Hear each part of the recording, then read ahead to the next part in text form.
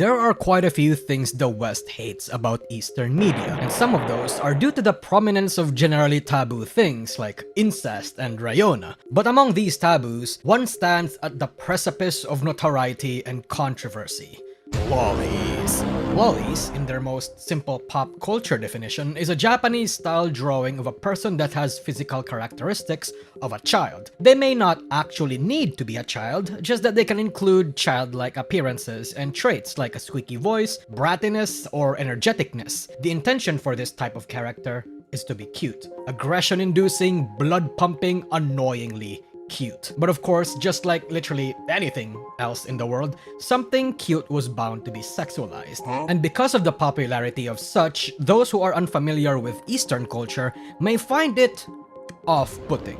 Over in the West, these concepts are demonized. See, if the average adult man asks you to explain what a loli is, you'd probably get weird looks at best and get the cops called on you at worst. Even if lolis are not sexualized, because of the sheer amount of it, even in series where there isn't anything lewd, it's not difficult to see why people look at it that way. Now, the next few sentences will be oversimplified and are formed based on personal observation, so take it with as much salt as you need. I don't really have any research paper to back it up, but I think the reason for this divide is because of how fiction is consumed and perceived by both cultures. I think the West generally looks at fiction as a reflection of reality.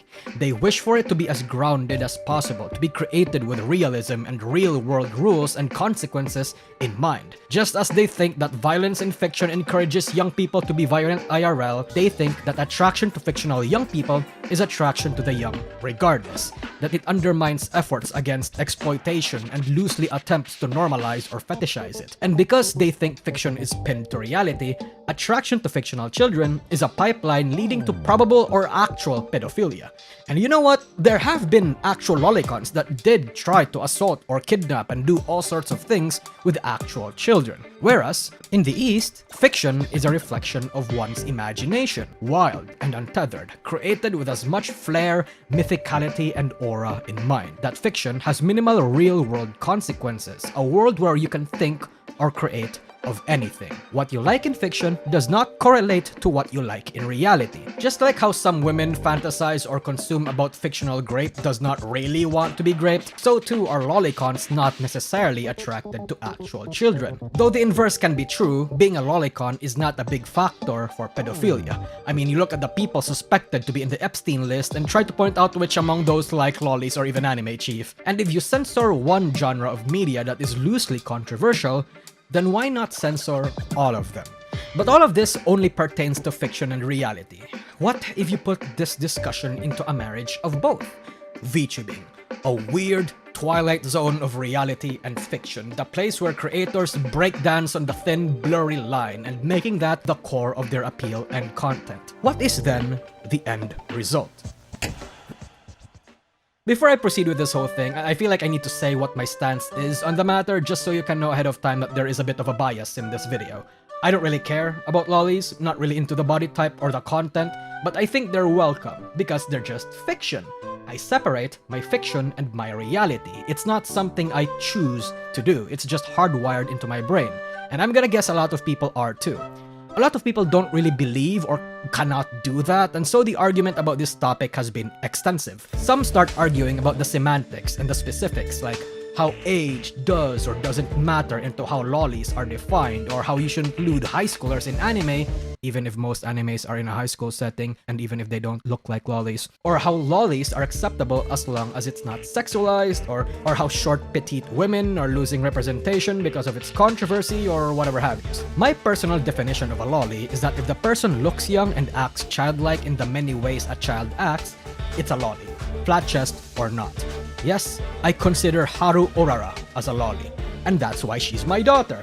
This debate goes beyond fandoms, reaching in the social media landscape, the academic field, and even among corporations and governments. There is a popular story going around cyberpunk edgerunners. You see, CD Projekt Red was heavily against the idea of Rebecca being in the cyberpunk world.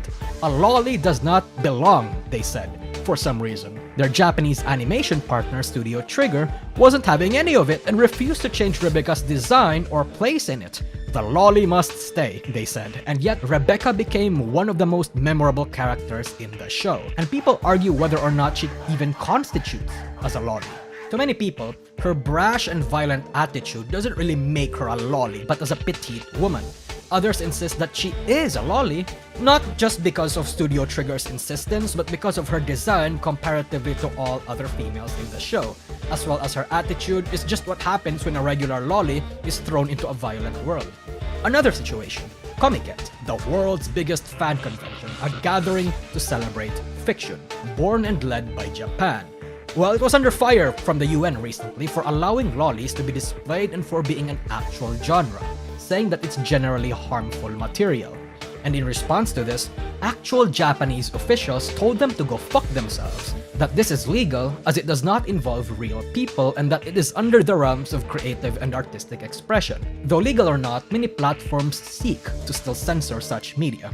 If you're a gooner, you might have noticed that a lot of Western hentai streaming platforms like Hentai Ocean, H-Anime, or Hentai Haven once had the loli and shota genre but have since then been removed, and it's not exclusive to streaming sites. Reddit, Patreon, Twitch, and a lot of other social medias and websites are having none of it. Heck, this video is risky enough as it is, because YouTube might fuck me over. And this is so because the West is actively taking steps to make the existence of lolis at least restricted, but at worst, no longer legal. So again, what does this mean for VTubers? Which side of the debate holds more weight? Bars. The West discovered the culture and concept of VTubers very much later than Japan. Yes, motion tracking hardware and software and even animated models was a thing for a long time here, but it wasn't VTubing as we know it right now. VTubing first came to the West in a spectacularly massive boom with the introduction of HoloLive, which served to introduce fans to the medium and the culture. And many women took a liking to that concept. Some women find representation in lolis and translate that into VTubing because yes, a lot of women are short and petite. In fact, so many Asian women look so young that people can often mistake them as a child, which further adds as to why the East is more okay with it. A lot of other VTubers also find their identity as a loli because maybe that's just how they are personality and appearance-wise. And that would be the case of literally the most popular VTuber in the world and the face of the industry. Gargura, a very clear textbook loli who was more than open in the sexualization of herself. She would make cheeky references, her animated short featured her naked 80% of the time, and she had this popular taunt against anti-lolicons. What, are you scared of a little four-letter word? The popularity of Gura herself is a statement, and we'll get back to what this statement is later.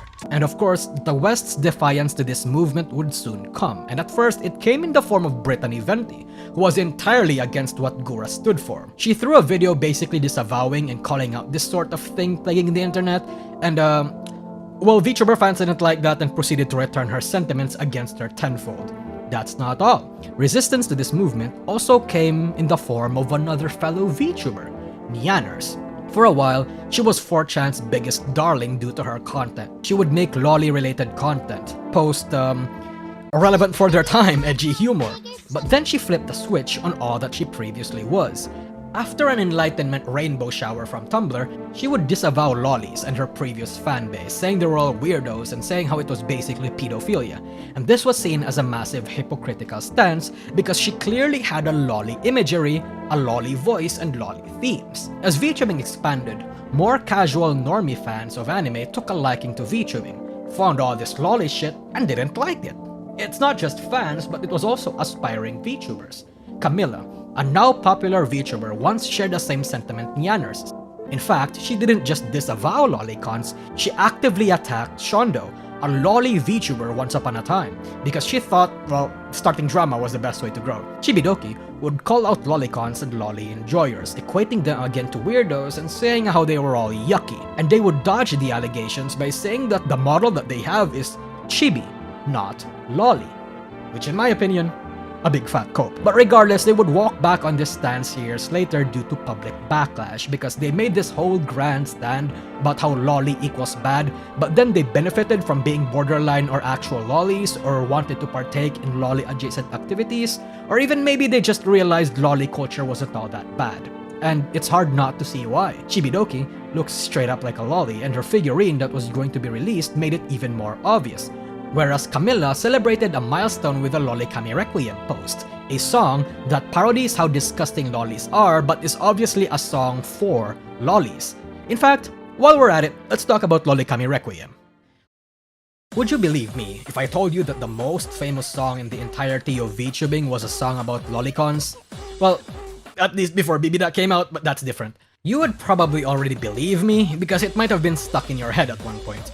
Lolikami Requiem was a song made by Shigure Ui, a popular artist VTuber that is also a friend of Hololive and Nijisanji. The song gained massive popularity in late 2023, not only because it was catchy, it had this cool, smooth, and repeatable dance animation that high-key was designed to be hypnotic and trendy. The lyrics describe of how lolicons are disgusting and kinda makes fun of them. It's an ironic song about how this loli goddess is going to save these disgusting lolicons while taunting, being a brat, and overall doing stuff that invites the crying emojis. There was a debate about what this song stands for. Anti-lolicons were talking about how obviously this was some sort of clever backhanded slap towards lolicons, and how Shigure Ui definitely hates lolicons, and how this was definitely anti-lolicon. But I'm just gonna tell you right now, these people are straight up wrong. In fact, they're tourists, and the bad kind. One speck of familiarity with Shigure Ui's content or Japanese culture, of reading behind the lines and knowledge of popular Japanese tropes, and you'd instantly realize that this song is actually catering towards loli enjoyers. The song, the lyrics, it's all filled with tropes that partake in that genre. Humiliation, the mesogaki behavior, the grape whistle blackmail. This has layers of irony in it that people unfamiliar with the genre or culture will misunderstand if taken at face value. This is the loli equivalent of the hacker known as 4chan. And the best part was that this was just supposed to be an inside joke between her and her community. There was zero marketing in this song. Hololive songs get all the fuss and huge marketing with TVs and radios and shit like that, but this song? The growth was as organic as it can be, and that should mean something, because there are a growing number of people who refuse to acknowledge that. You see, the more I observe this industry, the more I see that the more politically active members are the most vocal about loli content, and it makes a lot of sense. You know, the types of people who immigrated from Tumblr. They're the ones loudest against the movement, particularly Nijisanji EN's fanbase. See, Niji EN's audience are primarily women.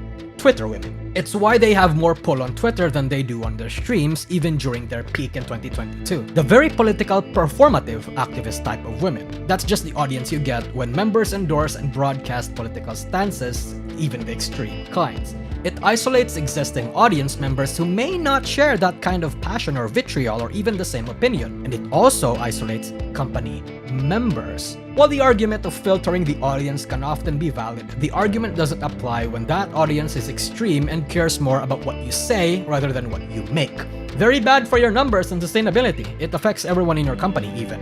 And this leaning towards active political statements would eventually bite a certain Niji EN member who doesn't belong. Twisty Amanazoko, a now infamous VTuber who is loud and proud, a lolicon, and loli herself.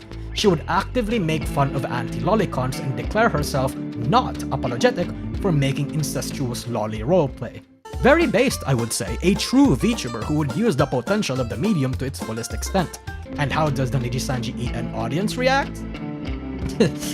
What do you think? There's an entire saga about her, but I just wanted to quickly run down through the loli stuff and exclude that other drama that was involved with her because they're not really relevant right now.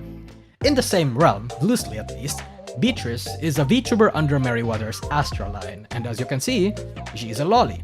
She was supposed to have an 18+ tag on her account, an explicit permission and willingness to be subjected to the internet's degenerate whims. And this was met with a lot of backlash for obvious reasons, but Astra line just cut that shit out altogether. And yes, there were more campaigns of tourists who would try to declare that lolis and lolicons have no place here in the VTuber industry. For some reason, some people really believe that, but it's not just these VTubers who were affected by the anti-loli campaign. There are many such cases that I can't name right now, affecting different people both indie, corpo, big, and small. But the one last person that I wanted to talk about is Gargura.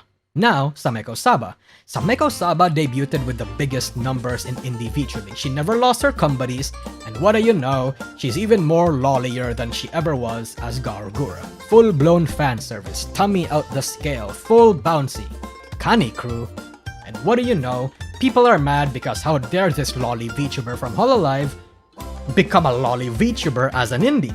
For some reason, people really thought Gura was not a loli or was not pro-loli. They somehow got this impression that Gura wanted to or should have had an adult model, and now she was just loli baiting? Heck, some Gura fans were genuinely surprised at this for some reason, when in reality, people that were paying attention and actually watched her this whole time knew that she was a loli all along. This whole time, throughout her entire internet career even. And yeah, obviously a lot of the people making these accusations are tourists. And this confusion, the genuine bewilderment, it just kinda shows about how wrong they are and how they never truly understood this industry to begin with. How they never realized that Loli Kami Requiem was a song about lolis. How they never realized that a lot of big people in this industry could technically count as a loli. How Gura and many other people, big, small, corpo, indie, are and wanted to be lolis. And so, we end the recollection of major incidents that happened in the community. Looping back to the question, how does the debate around lolis affect VTubing? Well, it says that lolis are here to stay for the foreseeable future, come what backlash may. As Japanese culture continues to permeate throughout the world in the form of anime, so does its forms and even some of its cultures and behaviors.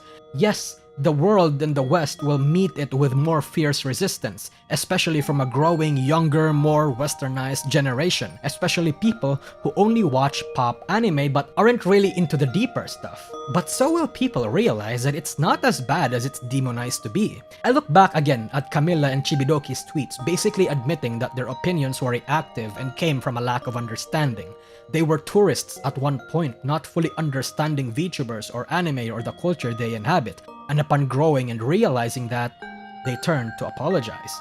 This is fascinating because I imagine this is how a lot of people who join the VTuber industry and consume its culture will become. How a lot of women in this industry will probably go through the same thing, and heck, perhaps other tourists too the longer they stay. Maybe some will find a middle ground and accept lolis as long as it's not sexualized. Maybe some will be okay with the sexualization. Maybe lolis, with the West's aggressive push to turn that off, will be completely censored in the future. But I believe this will stand by. VTubers borrow the culture, the community, and the connotations of anime. And for as long as anime will have lolis as a major part of its identity, so too will be the case in VTubing. I invite people who watch this video or may even resent lolis to be a bit more open-minded. Like I said, this is never going to go away anytime soon, so maybe try to coexist with it. Because in doing so, you really only isolate yourself from a major part of the industry. In doing so, you are more likely to have fun and engage in VTubing in all the ways it can be consumed and all the shenanigans and all the communities that it can offer.